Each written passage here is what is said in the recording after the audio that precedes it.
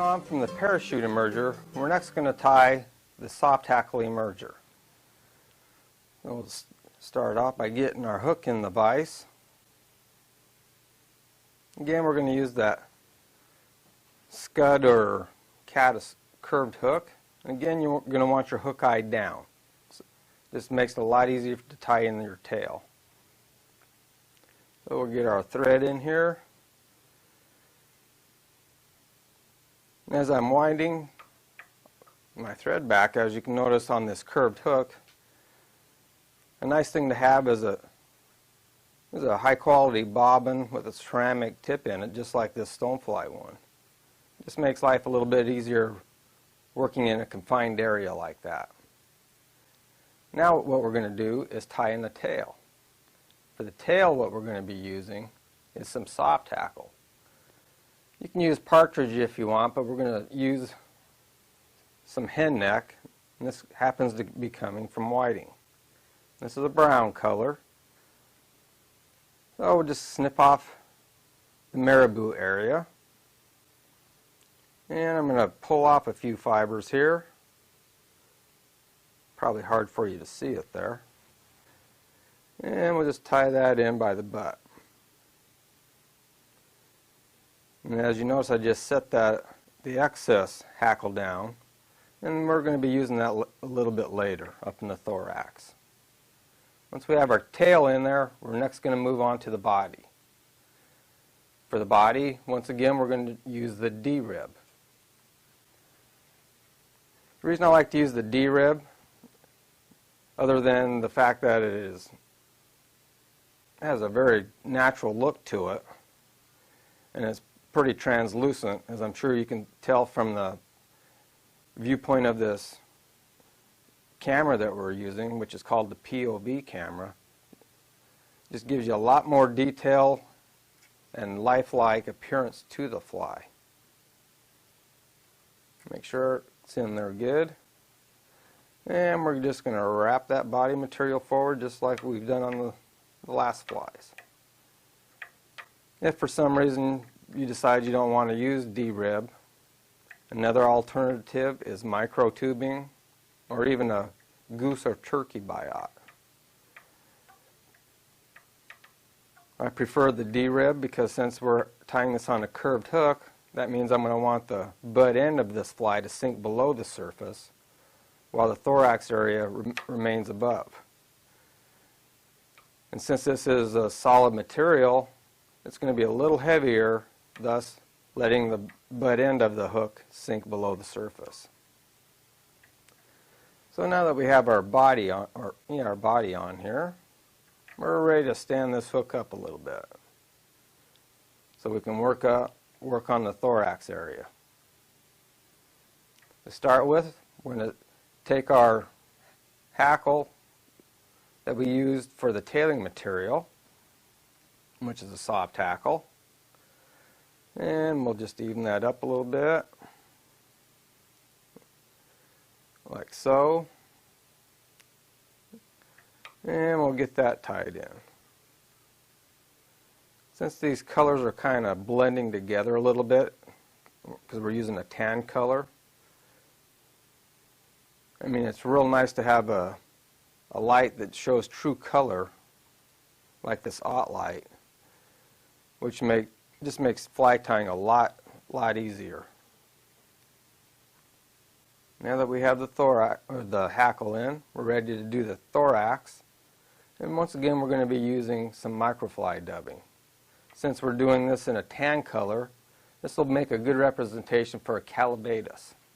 So we'll reach in the box, and we're going to grab the calabatus color.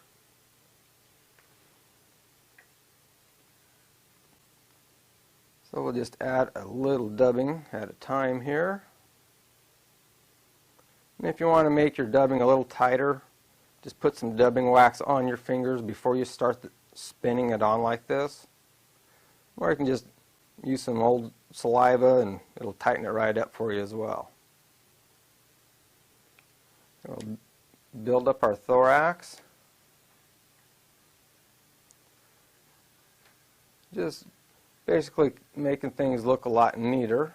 covering up where we've tied in everything,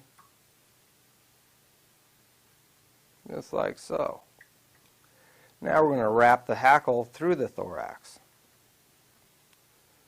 And since we're using the soft hackle, and we're going to want this to ride fairly flush in the surface film, all we need is about 2 or 3 turns of the soft hackle. Tie it off, just like so. Cut off our excess. Come in there with our fine tip scissors. And we have our hackle in there. And we'll wrap back a little bit. Now what we're going to do is just come in and pinch the hackle on the top and the bottom. Just pinch, give it a real good pinch. And then kind of pull the fibers to the side a little bit. And what that does, it moves the fibers from the top to the sides and the fibers that are on the bottom to the side. That way, when you start fishing this fly, it's going to rest flush on the surface versus standing on top of it like an adult pattern. Now we're ready to tie in some wings. For the wings, what we're going to be using is some hen neck again, but we're going to use it in a dun color. I've already selected a couple pair. Once again, this is a whiting hen neck. One thing you can tell by the quality of it is just how round this is. And the only way you're going to be able to tell that is if you take a neck out of the package and take a bird's eye view at it. That way you know what you're getting. Then we're going to take it, the wings, and put them shiny side together. That way we're going to have a natural V built in there. Then we're going to come up to the hook eye. And since we're doing an emerger, we're going to want those wings to be a little bit shorter than the length of the body. So we'll come in and trim off the excess. And we'll just remove some of the fibers that we've cut right there, clean it up. Now we're ready to tie those in right in front of our hackle. Wrap back onto them because we're going to want the wings to lay backwards instead of straight up and down like an adult pattern. Once your wings are tied in, we can add a little more dubbing and finish off the head. Again, we're going to use the Callibados dubbing. If you happen to be tying these things fairly small in the 18, 20, 22 range, the need to dub a head probably won't be very necessary. You can just use your thread to build up a head. So we'll just wrap our head.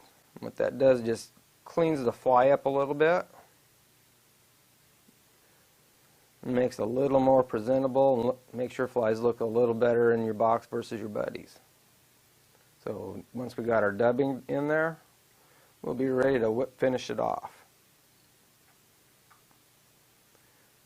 We'll take several turns here. I like doing it with my hand, but if you so desire, stonefly makes a nice whip finisher that can be used if that's the way you like to finish off your flies. Come in here with your scissors, cut off the thread, and you're done. And the key thing about this fly is just making sure that the hackle fibers are not on the underside under here, but versus just sticking out the sides, looking like legs, and it gives you stability and some flotation. This is what I like to call a soft hackle emerger.